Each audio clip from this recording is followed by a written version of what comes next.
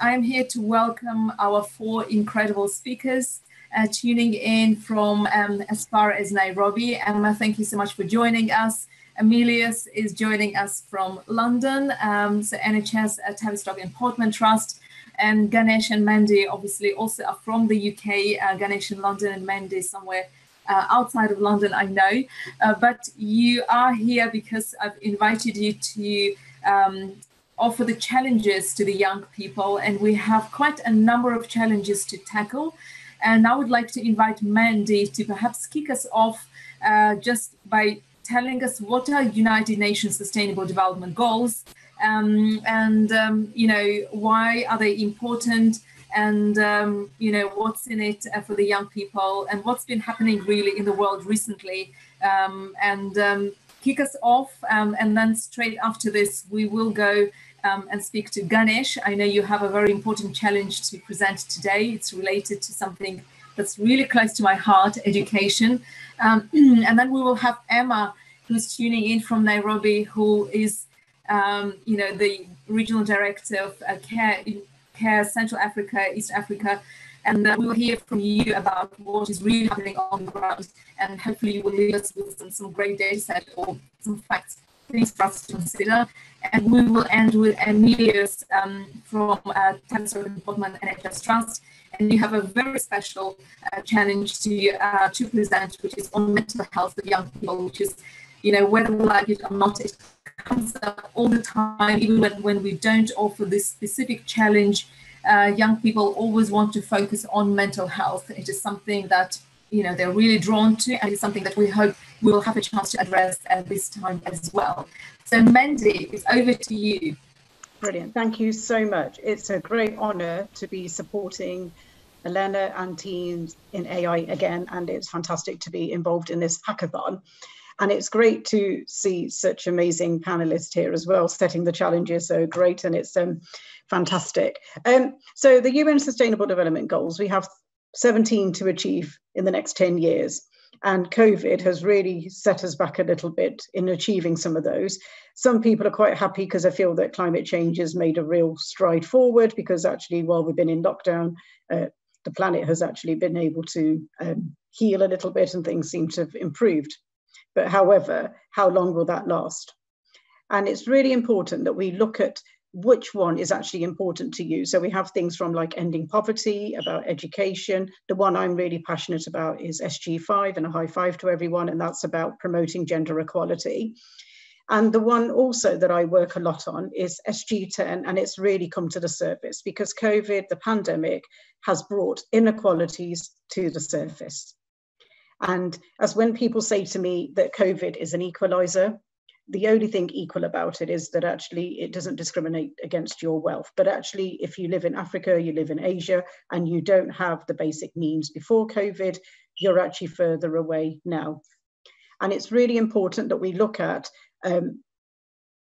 some of those goals today. And I think like looking at SG10, looking at some of the vulnerable groups that have been really affected, how can we include them?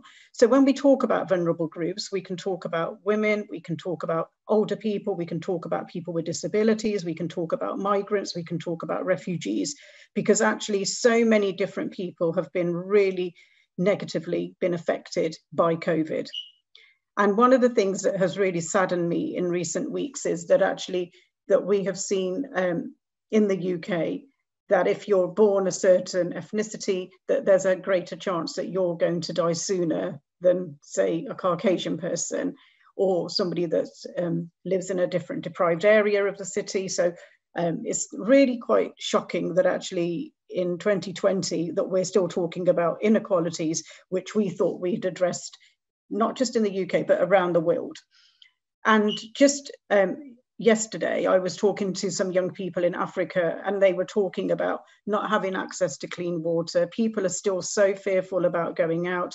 And actually, you know, they're worried about just the basic needs around having food and everything else now. And they're not worried about the COVID. And so it's about how do we send out messages to young people and to people that don't have access to, say, TVs and electricity, because sometimes it gets cut off. So how do we engage with those young people. But also one of the things that I'm really passionate about is violence against women.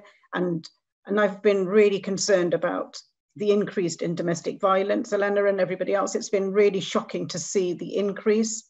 And there's been some real spikes within human trafficking. As we come out of the pandemic, there's going to be a greater need for cheaper goods, cheaper labor, cheaper sex, and other things that people may think that actually, oh, we just need to get a bargain today. But we need to look at the supply chains. We need to look at who's been affected by this.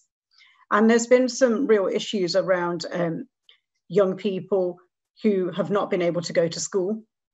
So whereas in the UK, you may have a free meal at lunchtime, and I know that there's been a lot of concerns about that, and I'm sure that Ganesh and other people will talk about those different challenges. But it's about like, how do we move forward? Because a lot of people's mental health has really deteriorated, because actually the lockdown has put people in situations that nobody wanted to be in. But when people don't have access to the internet, they don't have the resources like some of us do. So how do we actually level out that playing field? And I know that the UN and everyone else has been really pushing out a lot of messages and raising concerns around, especially around domestic violence. And I know that from Zile is saying that we need to bring people out of the shadows, because actually what's happened is we have ended up driving people into very dangerous situations where they've ended up being locked in at home with their perpetrator, who's emotionally and psychologically, not just physically and sexually, but emotionally. And I think people don't see that, but actually that drip, drip, drip, taking away person's confidence. And when you think if somebody's been at home with somebody for 3-4 months now without being in touch with the outside world, how do we sort of address those real issues? And there's real concerns about young people being left at home, because actually school is a safe place. It's a place where a young person can tell if they've been a victim of harm or abuse, but actually they're no longer in a classroom, they no longer have that safety net. And I've also seen in recent weeks that women in Asia and in Africa sometimes may have a mobile, but actually they have no data on it. They often have sort of very cheap basic phones, which have sort of just been able to make a call. And I know that I was talking to one of my colleagues in India who said to me, what happened was a woman ended up using her mobile to ask for help from the police, but actually the police ended up calling her husband back because actually they wanted to make contact, and then she was kind of not been able to reach the police. So we need to look at how do we keep survivors safe? So if somebody asks for help, is there a way of like trying to keep them safe? Because actually if the people that are willing to help them, the organizations, the civil society, the police and all the professionals, you've got to sort of have like things where those flags, those red flags are being flagged up. And we also know that the economy has been really hit. And I know that young people who don't always come under the category of being vulnerable, but actually, you know, they're coming out of university who have spent 3-4 years doing degrees, coming out wanting to go traveling, or they wanted to go in and sort of get into their first graduate job. And actually those opportunities, especially in the city and in certain sectors, have really dried up. And now they seem to be pushed into going on to benefits and being really left behind. So when I talk about leaving no one behind, I really want to talk about leaving no one behind, because I know that we talk about refugees and migrants, which have been really affected negatively. But actually, we also need to look at the next generation. We need to look at how do we look at their transferable skills. We need to look at industries where there is a greater need. How do we engage and upskill people? So actually, if there's a need in the National Health Service, but actually somebody has done a slightly different degree, how can we upskill and use what they have learned?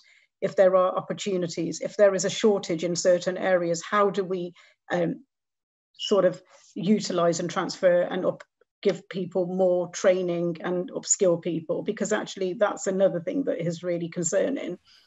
And I know the new normal is about wearing a mask and social distancing. And I think the world has kind of adapted to that. But actually just again today, watching the news, and people have booked holidays thinking, right, great, we're taking a step forward. But actually over the weekend, we're now being told that we have to quarantine again for 2 weeks. So I think it's about the messages.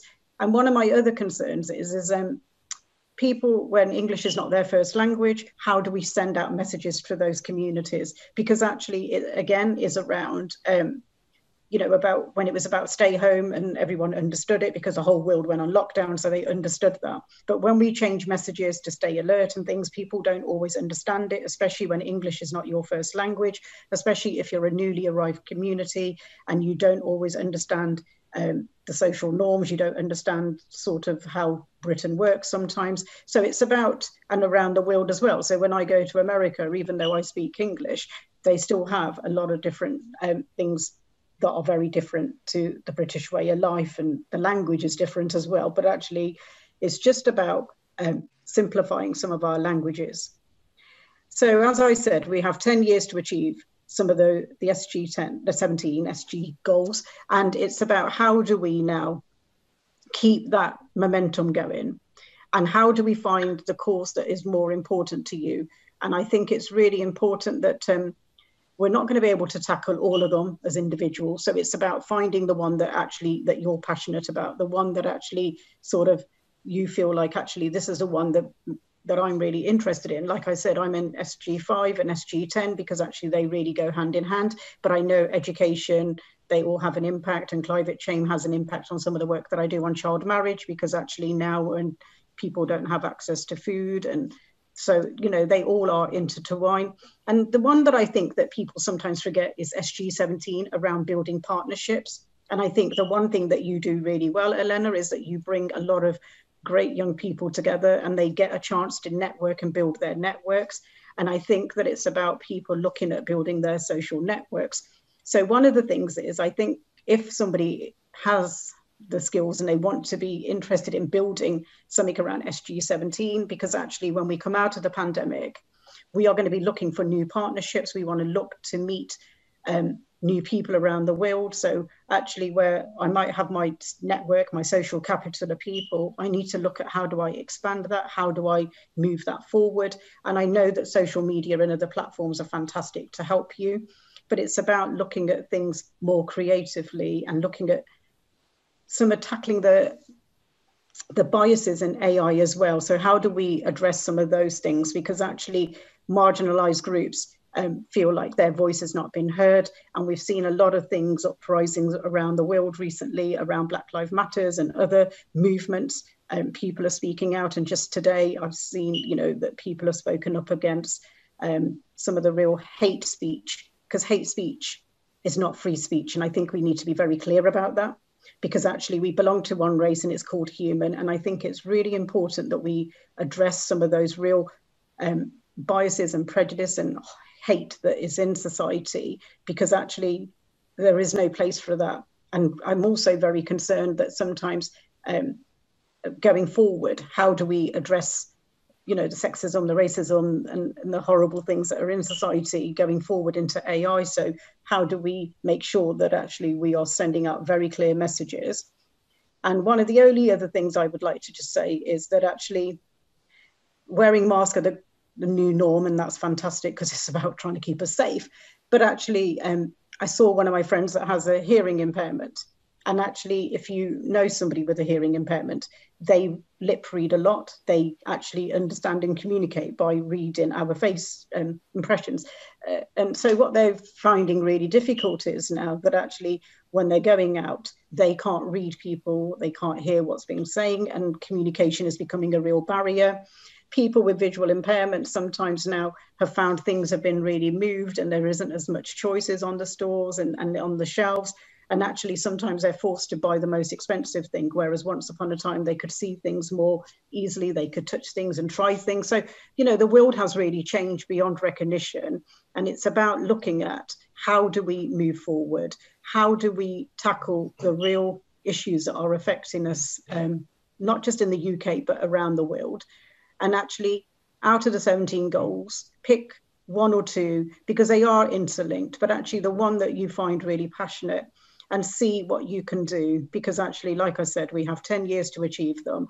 And it's great to see the next generation here again today. And it's fantastic that they're leading the way. And if anyone does have questions, Elena, they can come via you, and I'm happy to support any of the teams and answer any questions, because sometimes a lot of the young people always have questions. So I'm happy to answer those as well. So okay. On that note, I'm going to say thank you and happy hacking, everyone. So thank you. Thank you. Thank you so much, Mandy. Always great to have you. It's not the first time you're opening our hack as well and offering a challenge. So it's always fantastic to hear from somebody who works, in the field across so many different areas. So on this note, Ganesh, do you, come on board, unmute yourself, yes, and do you present your challenge and tell us about your experience. I know you have also worked in so many different international organizations, from Oxfam to WHO to Unitate.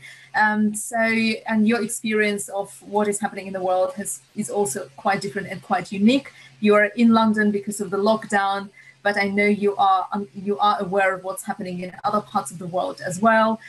So it's all yours. Thanks, Elena. It's an absolute pleasure to be part of this event, and this is my second time around. I know, Mandy, we were together on the COVID versus hack. That was an amazing experience, and it brought my passion into the work of overall AI and education and stuff. Today is even more special, and I am really excited to share this platform with Emma, who has been a great inspiration for me. I'm still a young person, and she has inspired me over the last years and continue to inspire me. So I'm really happy to be on the same platform with Emma. Without any delay, I would like to get into the challenge around education. I would like to say that we are being forced into an online transformation of education due to pandemic. There were a lot of transformation happens. We look for transformation in businesses and organizations and in technology, but I have to say, in some ways, in a positive way, we were pushed in terms of the education to move into the online education across every aspect. But having said that, that has brought us a lot of challenges, at various levels. I would like to start with, the challenge around the schools grappling with the online education for the children. All of a sudden, the schools across the world have shut down, and they are coping up. Okay, how are we going to continue the education for the children at all ages? So that's a big challenge for them. Number two, the teachers themselves has to get them equipped to this new modern online tutoring system or a teaching system. As Mandy explained, the classroom is an amazing experience. The old school is a fantastic experience. We all have been through that journey. It's not just about your core subjects, what you learn about your soft skills, you learn your interpersonal skills. There are so much out there you pick up from your school, and that has suddenly changed, and that's impacting on the way how the education is moving forward. So that is a big impact in terms of how the education aspect is taking forward. There are a couple of stories I would like to share, which has touched with me recently. One, a week ago, I'm from India. I'm closely connected. My parents live there. My brother lived there. And something came up to my mind, and it really touched my heart. Is where a farmer and who has got 2 cows, and they have been a milkman in the village. And all of a sudden, that's their main livelihood. Due to COVID, the schools have shut down, and they have to sell both the cows in order for them to buy a smartphone for their children to study. And just imagine, one end, I feel like, how much importance education plays in a society. I was really happy to see a father taking a step to giving to them. But then on the other hand, the amount of impact the family will be going through without a livelihood. And that means a lot for a lot of us. So you can imagine, okay, they were able to get a smartphone, but then the question comes is, in most part of India, the most part of Africa and other places, even in the UK, the connectivity is a big challenge. You don't have the reliable internet connection. You don't have money to buy the ad time.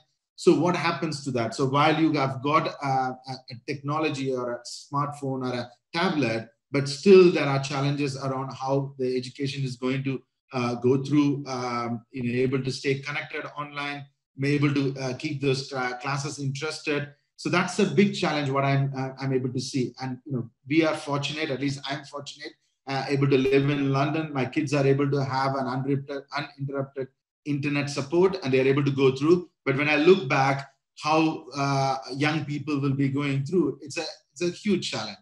The second aspect of it is all of a sudden we all have moved into the homeschooling. Yes, but the home is a place for everyone. Right now, if I look at my own household, I'm working from my dining room. My wife is working out of our garage.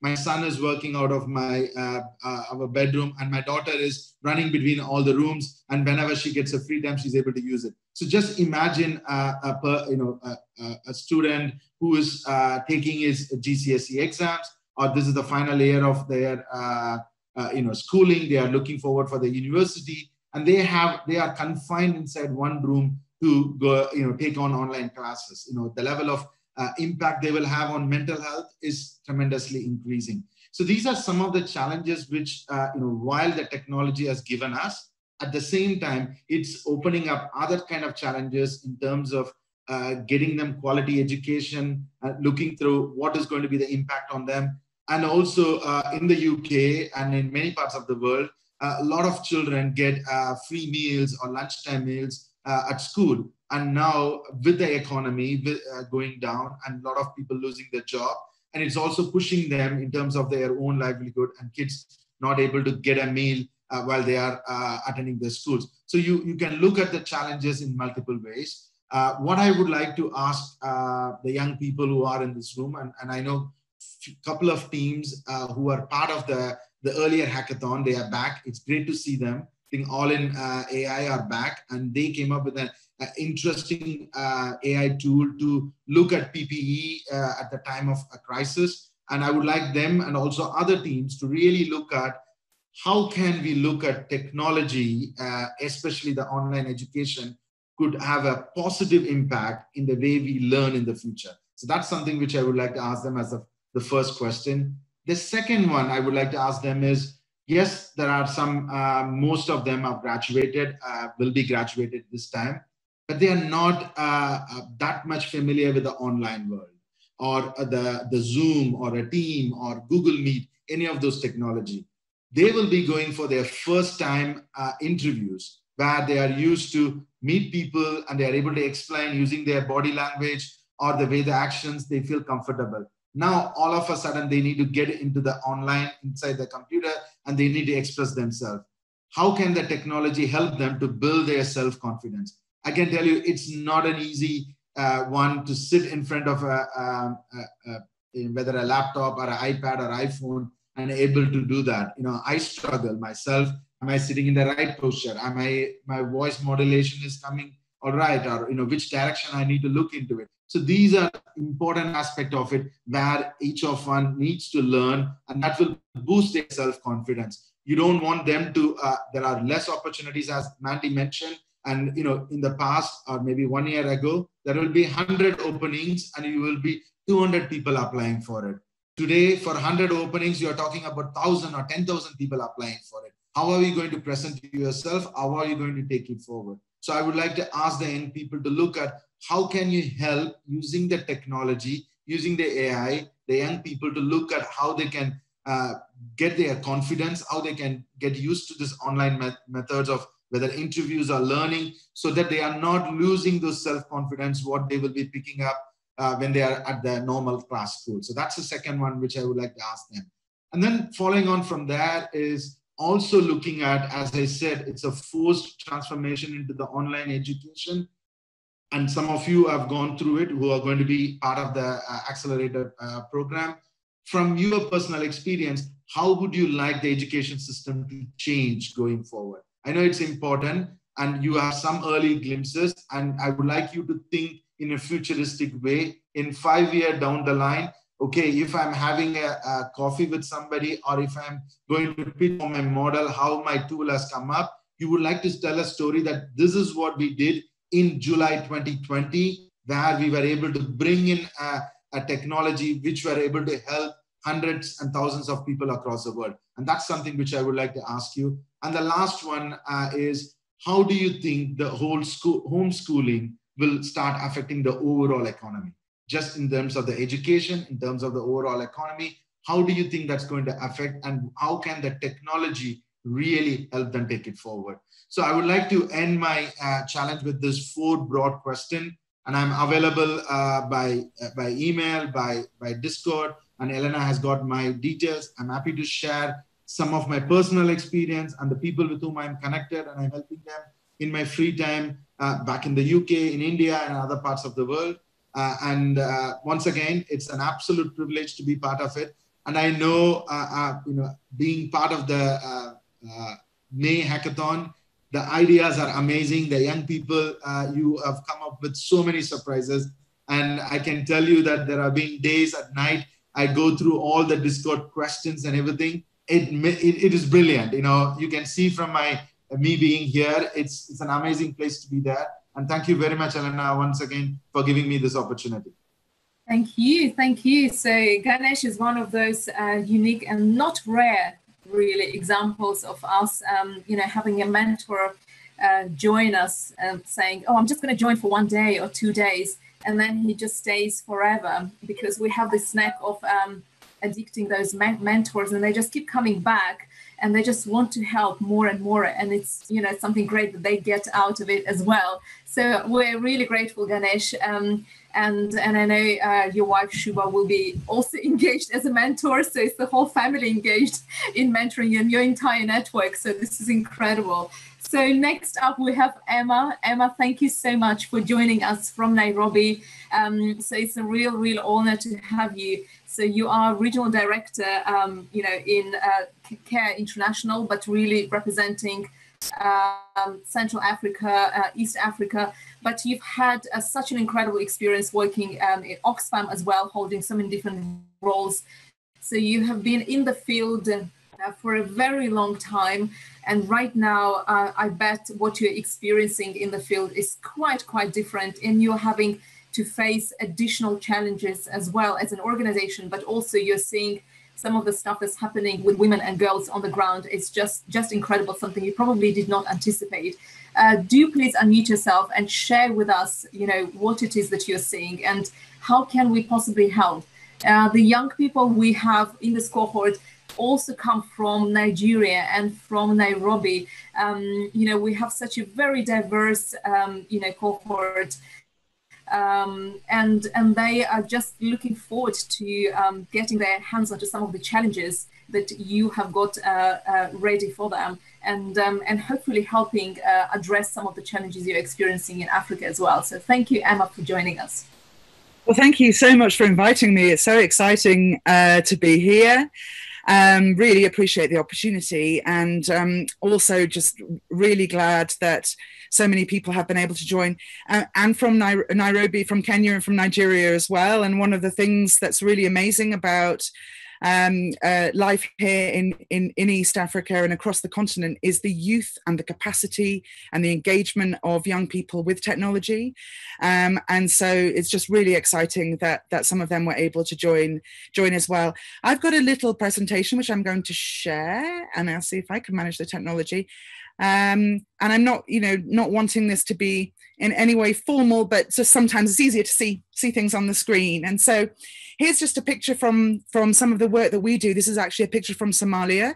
And you can see how in this picture, this is a lady washing her hands at a hand washing station. And this is the kind of work that all of us who work in development and humanitarian work across this region have had to start really adapting and thinking about every aspect of the way we work and how it's affected by COVID-19. And of course, hand washing and hygiene, mask wearing, and all of those things has become part of everyday life, as Mandy was saying. Just very briefly, just a little bit about CARE, just in case you were wondering. I mean, we are a humanitarian and development organisation, and women and girls are at the centre of what we do. And that's because we believe, of course, that women and girls really are often left out of development gains, of development programmes. But also we know from evidence, from proof, that where women and girls are really supported to take charge of their own lives, their own choices, their own development, they not only lift themselves up, but lift up their whole communities. And so, this is really, really important for us. And so that's just a little map of our region. We work in 15 countries across this region, but of course we work across West Africa as well. And it really is for us a fight for social justice.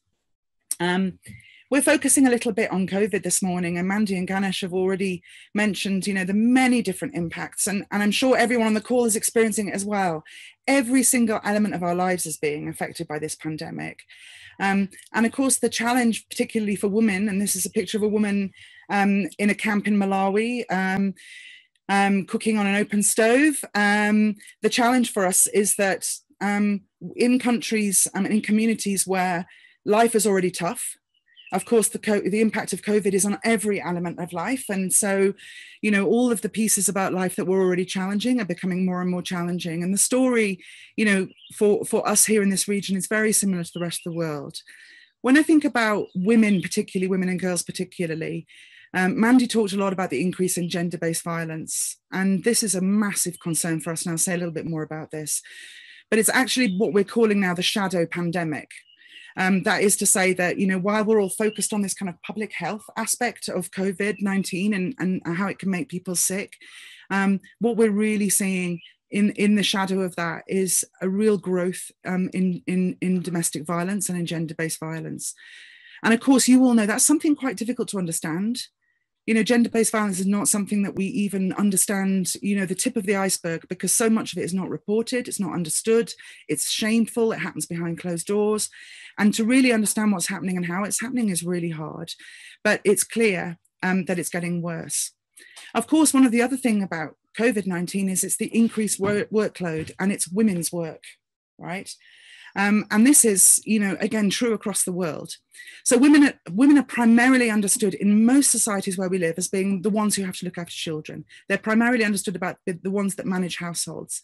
They also are primarily understood as the ones who care for people who are not well. They care for their parents. You know, in our culture here, you know, you're responsible for your grandparents, your parents, your cousins and others. You know, women also have to earn a living. And they have to go out and get the means to cook the meals, they have to gather the firewood, they have to make sure that there's food on the table. And so this increased workload and this women's work is really becoming a stressful thing in this situation. Ganesh talked a lot about education, and education has been suspended in many places, and there's challenges of online education. Here in Kenya, for example, we've heard that schools will remain closed at least until January. So that's another 6 months to go. And even then there's some concern about how schools will reopen and whether they're able to reopen safely. And of course, for girls in particular, the suspension of education is a really serious issue. I think, Ganesh, you really hit it on the nail on the head when you said for a lot of girls, schools are safe places and home isn't. And so when you're stuck at home, you're vulnerable to all sorts of different things that might happen. And you're also involved in this increased workload. You have to take responsibility for women's work. You might end up looking after your younger siblings. And there's a real concern in this region that it's been a battle to be able to get girls registered in school and attending school regularly in many places. And there's real concerns that if girls are out of school for a long time, they may not be able to go back. For reasons Ganesh mentioned, for example, that maybe the families won't have the money, but also, you know, that they may end up having to get work or do other activities to support their family, which take them out of school permanently. And so that's something we're really concerned about, not just keeping girls in school now, but making sure that they have a way to get back into school when school becomes possible again. Of course, food insecurity, unemployment, Mandy and Ganesh have mentioned it too. More than 80%, I mean, again, we don't quite know.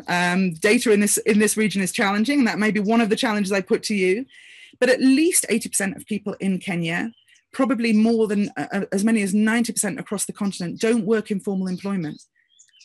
So any kind of social welfare, any measure that might be there to protect their business, things that governments might do, for example, to help businesses survive, they don't reach 90% of the population. Many, many people in Nairobi have to work every day to get money to pay for food that day. So if you can't get out of the house, or if your work that day isn't available to you, then you may not eat. A good example is so many women are employed in domestic labor, right? So they come and clean people's houses. They come and look after the kids. People are fearing now, I don't want this woman coming into my house. She might bring COVID into my house. So they ask their domestic workers not to come. And of course, how does that domestic worker then feed her own children? She doesn't have $1 that she needs to go and buy the flour and the vegetables to make the evening meal. A very serious And of course, the other thing that we talk about when we think about the impacts of COVID is the health impact. Of course, people are going to get sick, but there are also lots of indirect health impacts. We're really concerned, for example, about pregnant women not going to clinics because, they fear, for example, getting infected. And we've seen that again, I think, in places like the UK and the US, that you might not directly have COVID-19, but you might not be able to access health services the way you would have before, because you're worried and there's stigma attached and you're fearing catching COVID. You're not quite sure what COVID is going to do to you. You don't know if COVID will hurt you if you're pregnant and so on. But also because the health systems are so overwhelmed that if you do go and try and get assistance, for example, for the kind of care that you need if you are pregnant, or if you're having a baby or in labor and you want to give birth in a clinic, that clinic will not have a bed. So there's some really complex problems going on here that really sit on top already, people already living in really challenging situations. And here's just one example of some data that we have. And I say any data around some of these very sensitive topics in this part of the world is not necessarily to be trusted. But we reckon about 70% of Kenya's rape survivors are children, right? And about 380,000 teenage girls will become mothers as a result of this pandemic. We have seen a marked increase in teenage pregnancy already in Kenya. And those are the cases we know about. There's a lot more going on that we don't know about. And that is because girls at home are vulnerable. They're vulnerable to people in their own houses. They're vulnerable to people who might take advantage of them when they leave the house, maybe to go and get water. And they're also vulnerable to other things. For example, we've seen an increase in early marriage in places like Ethiopia, Somalia, and Kenya, because when families are in trouble economically, quite often it looks like a good deal for girls to get married. They might think they're doing the best thing for their girl. Maybe they're going to go and live in a house that has a better situation than theirs. Maybe there's some dowry that will be paid that will help the family. We're also seeing female genital mutilation on the rise. And I know that a lot of you know about what that means, but that's an example where girls go to school, they have a place where they can report to somebody who might listen to them if, for example, their families are planning to take them to be cut. But if you don't have anywhere to go outside the house to tell somebody that you need help, and you think maybe your mum or your dad is planning to take you to have these operations, or be exposed to this female genital mutilation, if you don't have any way of telling anybody, then you have no way to protect yourself, and that's a really serious issue. So here's some of the examples of the things that we're trying to do during this pandemic. And of course, we're adapting all of our work to try to make sure that we're still delivering vital aid. And this picture here is actually a picture of from Ethiopia. And it's a picture at a health center which gives food support and nutritional support to mothers. And so you can see these women standing with their children often here. And you can see the way we have to organize this. Obviously, people can't crowd together, people can't queue up closely. So the community has marked out on the ground where people can stand and queue and be very careful about making sure that people are kept safe. So we really have to think about every single thing that we do and try to make sure that the work we're doing is safe. But there's some additional things that we have to do as part of COVID. And these really are the basis for some of the challenges I want to share with you. First of all, we're really working to try to share accurate information. There's a huge amount of nonsense. And unfortunately, in the communities where we live, where people don't have high educational standards, and where often some people can be, prone to perhaps listening to different kinds of messages. If your neighbor or somebody who's telling you stories about COVID is not telling you accurate information, it can give people really the wrong idea about how you get the disease. And that's a really important thing. There's a huge stigma attached to having COVID-19 in this region. And actually my husband had COVID 2 or 3 weeks ago. It was quite tough. And we're leaders in our community. We're educated people. And he had friends calling him saying things like, who paid you to say you have this? You know it's a lie. This thing doesn't even exist. So we have a whole people out there who have decided that COVID has somehow been made up in order to, I don't know, extort money from us, or, to make excuses for government performance or whatever it is, right? Really serious. And that's among educated people. Well, obviously, we're delivering frontline care. That's a big part of what care does. And we're finding ways to support survivors of gender-based violence. We have big gender-based violence communities. And also hygiene and prevention. But of course, for all the reasons that we're all struggling with life in general, the work that we do is made really hard by COVID, because we have to start working remotely. We can't just go and meet communities and sit with them and talk to women and girls the way we would have done before. And it's creating huge challenges. So if I can work out my technology, how can AI help? Well, one of the interesting things about this continent, of course, and Mandy touched on this, is mobile internet penetration across Africa is really high. And those of you who've been following this stuff know that actually, for example, East Africa has been a world leader and a world adopter of mobile technology, ahead of some other countries in the world. So we know more than 90% of people in Kenya have access in some way to mobile internet. And that's not with a laptop, that's actually on a handset phone. About 90% of people in Nigeria. That is higher than the USA. Right? I mean, it's much, much more advanced here. We use mobile money all the time. We've been using it in Kenya, Ganesh, you'll remember, for like 10 years. I don't carry cash. I pay my taxi. If I get a motorbike lift to go to the market, when I go to the market and get vegetables, I pay using my phone. Nobody, I mean, you know, they look at cash like, and in fact, people feel cash carries disease. You don't even want to touch it, right? Even the government has told us, don't be using money. And we help savings groups, and they organize themselves using mobile phone apps. Here in Nairobi, I can order anything to be delivered to my house. I haven't been to the shop for 6 months. And there's a lot going on there. But I think Mandy made a really important point. There's also quite a big gender gap in usage. And we know from statistics that women have a lot less access than men. Language can be an issue.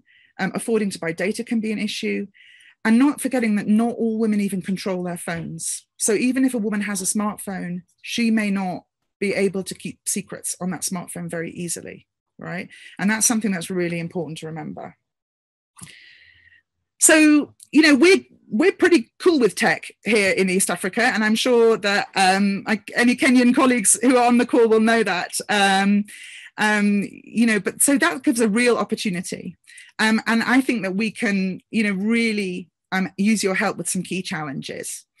Some of the things we've been thinking about, we talked about violence, all different kinds of violence, whether, you know, we consider violence not to be just about, I say just, but not to be just about violence that might be exposed to in the home.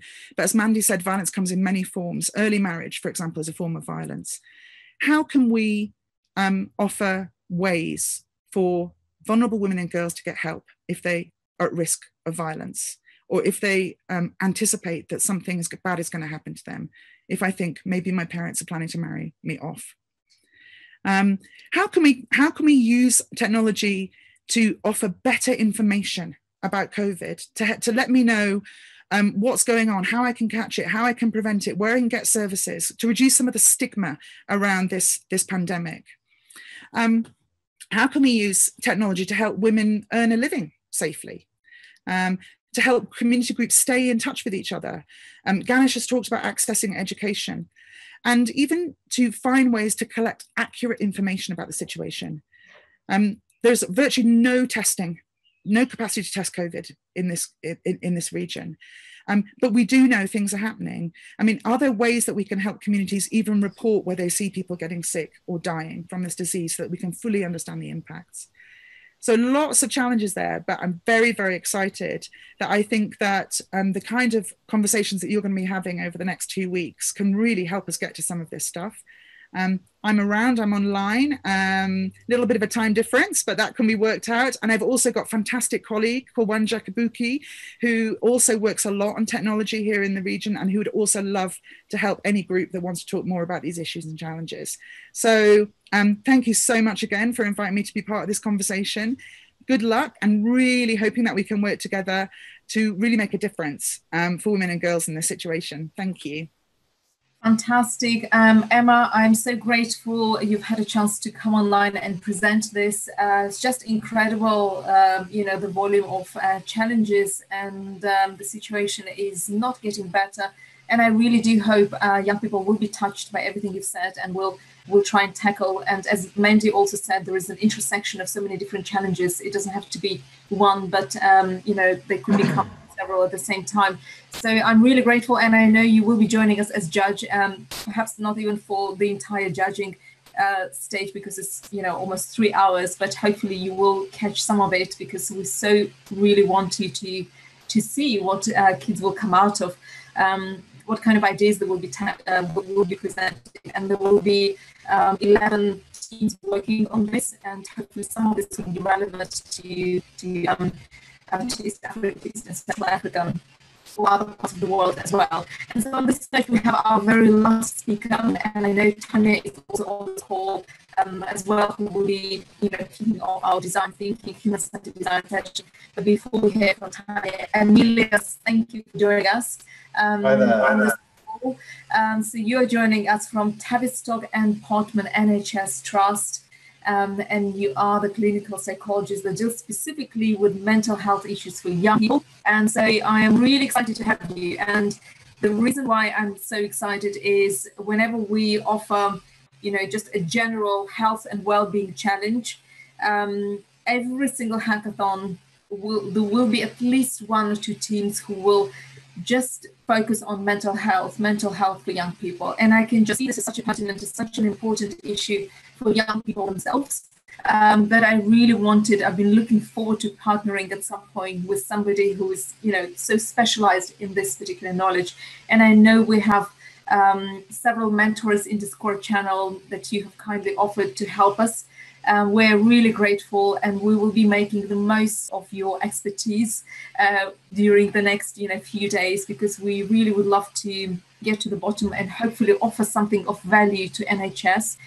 So this partnership is something that's very, very important to us, and let's hope something wonderful will come out of this. So Emilios, thank you, and it's all yours. Do present your challenge. Thank you. Thank you so much, Elena. This is absolutely amazing. I think I've been watching and listening to you and all the speakers, and I've had in mind all the young people who are watching this as well, who are on this program. It's been absolutely fantastic, and I'm really excited to be here. Last year, I came across Teens in AI for the first time, and I bumped into Elena and the group and watched young people talking about their AI projects at the CogX conference. And I was like, I really want to work with those people. I really want some of the young people that I work with in mental well-being to have an opportunity to do this as well. And absolutely putting children's mental well-being at the forefront of the challenges, and giving young people an opportunity to try and think differently, think of ways that we haven't thought about, and using technology to try and overcome some of the difficulties that we're working with. I'm going to share a little presentation that I've made as well. Let me just try and do this. So yeah, let's go.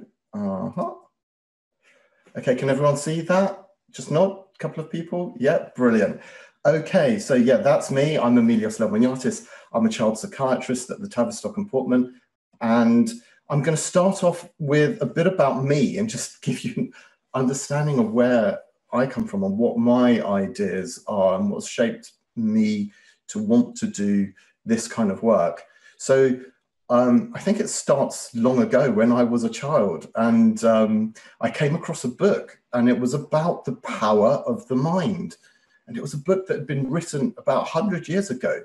And even then, people were talking about how you can use the power of your mind to help yourself and to develop yourself and make things better in your world. And I thought that was absolutely fantastic when I was around 6 or 7. And that made me become interested in mental health and mental well-being. And as I got older, I had my own experiences of family and friends who had their own mental health difficulties and my own. And that made me want to do something for the world and mental health in particular, and understand people's minds, as well as wanting to change and make things better globally. I feel all the speakers that have been talking today have kind of reminded me of when I was younger and wanted to make things better, really wanted to help make that world that we were going to be in, that I was going to be in, that little bit better, if I could make a bit of a difference. And so from then I chose to study, I was going to study psychology, but I ended up studying medicine. And I knew back then that I wanted to be a psychiatrist. And one of the things that I really learned and was really important for me in terms of helping people with mental health difficulties was it's not about being able to do these things on your own. You really need to harness the power of many people and other people. And so that's why with mental health, we have so many different ways of trying to approach it, because everybody's different. And sometimes we need to work at the difficulty or at the problem together. And just going back to what Ntendra was saying about artificial intelligence, I think artificial intelligence is actually group intelligence. What we're actually harnessing is the power of everybody and everybody's mind and everybody's thinking and everybody's data. And we're pooling that information together using technology to make things better, to create software that can take us that step forward. And that's why this is really exciting today, because we've got the opportunity, and the young people in our groups have got the opportunity to use technology and all that learning and all that data that's out there to try and make things a little bit better. So, what was children's mental health like before COVID? Let's have a look. Sorry to say, I think there was a mental health crisis. We all were recognizing this in our profession, in teachers, schools, parents, youth workers. We understood that there was a mental health crisis. This wasn't just in the UK, although the UK is very representative. I think this was happening across the world. 1 in 8 5 to 19-year-olds had at least one mental health disorder. That is a massive statistic. 1 in 8 of your classmates is likely to have a mental health disorder. And only 30% of those people, only 30% of those children were receiving the care they needed. And these are our own statistics. This is England. This is a country that is so wealthy and is so advanced. And these were the statistics that we've got. So what's going on? Well, we've got issues to do with resources, and we've got issues that are making our young people not feel well. And so children's mental health post-COVID is likely to be even more affected because of the things that people have already been talking about. Loss of education, lack of physical activity because we've had to stay at home, food insecurity and obesity. These are problems that are affecting everybody. The economic impact of not working, of the economy on families and their ability to bring money in.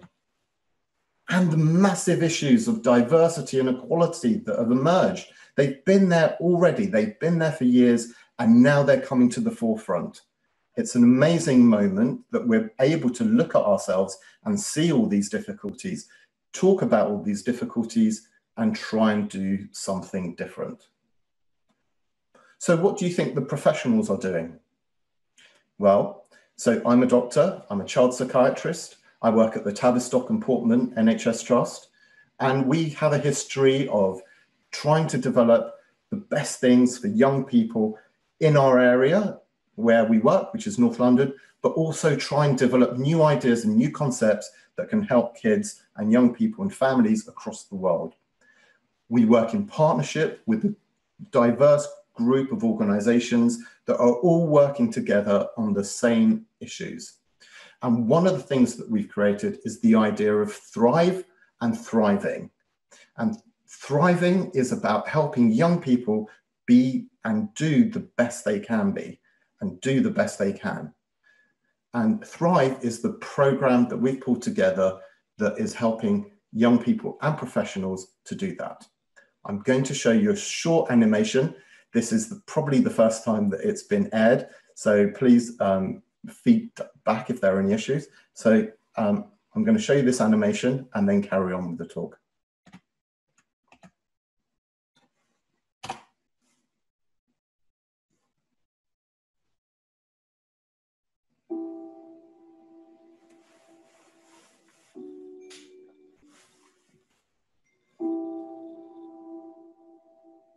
Most children and young people thrive emotionally, even with the ups and downs of life, with the support of their parents and carers, brothers, sisters, friends, and other important adults in their lives. We don't want to just wait until things go wrong to help them thrive. If everyone works together, we can take steps to encourage good emotional health. Some of these can be small things, and others big things. But even if we all work to provide and promote good, active, emotional well-being, some children and young people develop additional emotional needs. There are times when we just need someone we trust to give us useful advice about what might help. Or we need good advice to know what our options are. Occasionally, young people don't want help, but the adults around them are worried. And when this happens, all the people need to work together to keep children and young people safe. If we can help keep them safe and build trust, it might also be useful for some to get loyal. For some children and young people, we know lots of help will be needed, and others, less. There are many things that can help us feel okay, so we can cope with the ups and downs. Getting the support we need starts with someone noticing and listening, being interested in others. If we work together, these conversations can be the first steps in understanding a child or young person's emotional needs, and to think to them about choosing the right advice, help or support to meet their needs. Sometimes talking and really trying hard to see things from their point of view might be enough on its own to help someone get back to thriving. So let's all work together to ensure that children, young people and their families' emotional health and well-being is everybody's business, and help them to thrive.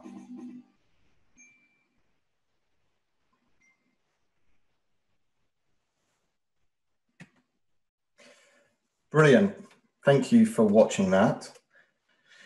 So this leads me to our challenge. Can we use tech to help young people thrive? Can you yourselves as young people who either may have friends who've experienced mental health difficulties, you yourselves might have experienced mental health difficulties, can we work together for the next 2 weeks to see how tech can help young people thrive? And I want to give you just one example of how this can work.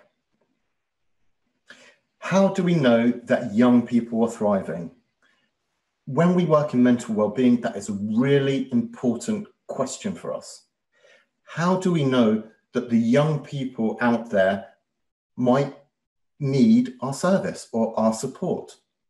How do we know that the young people that come to us need a particular kind of help or another kind of help? How do we know that after a piece of work or support with us that they've actually improved? How do we know these things? Well, at the moment we're using questionnaires, and the feedback that we get from the young people is that they don't like filling in questionnaires.